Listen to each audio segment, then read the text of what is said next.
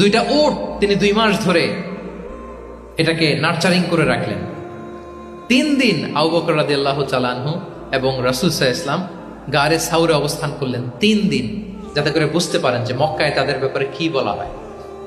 এবং আবু বকর রাদিয়াল্লাহু তাআলা আনহুর ছোট্ট ছেলে আব্দুল্লাহকে অ্যাসাইন করা হলো যে আব্দুল্লাহ, তুমি তো ছোট মানুষ, তুমি প্রতিদিন মক্কার বাজারে যেয়ে শুনবা যে আমাদের ব্যাপারে কুরাইশরা কি বলে। নিশ্চয়ই তারা তন্ন তন্ন হয়ে আমাদেরকে খুঁজবে, না পেয়ে ওরা কি কি পলিসি নেয় এটা এসে আমাদেরকে জানাবো। সুবহানাল্লাহ। ছোট্ট আব্দুল্লাহ মক্কার বাজারে কে কি বলে শুনে গোয়েন্দার মতো করে, স্পাইয়ের মতো করে সে তথ্যগুলো নিয়ে, খাবার নিয়ে গারে সাউরে প্রতিদিন ইনফরমেশন পাস করে আসতো, আবার খাবার দিয়ে আসতো। আচ্ছা বলেন তো, এই ছোট্ট আব্দুল্লাহ যেই পথে যায় মরুভূমির উপরে তার ফুটপ্রিন্ট আছে না, আব্দুল্লাহর ফুটপ্রিন্ট।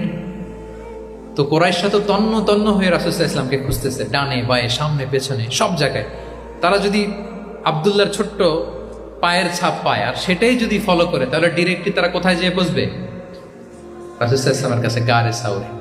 আল্লাহ রাসূল সাল্লাল্লাহু আলাইহি ওয়াসাল্লাম কি করলেন? আবু বকর রাদিয়াল্লাহু তাআলা আনহু কি করলেন? আমির ইবনে ফুহায়রা নামে আরেকটা লোককে অ্যাসাইন করলেন যে 3 দিনের জন্য আব্দুল্লাহ যখন তথ্য নিয়ে খাবার দিয়ে চলে যাবে, আমির ইবনে ফুহায়রা, তোমার কাজ হচ্ছে যেই পথ দিয়ে আব্দুল্লাহ হেঁটেছে এই পথ দিয়ে তুমি আমাদের ছাগলগুলোকে একটু চড়াই দিবে।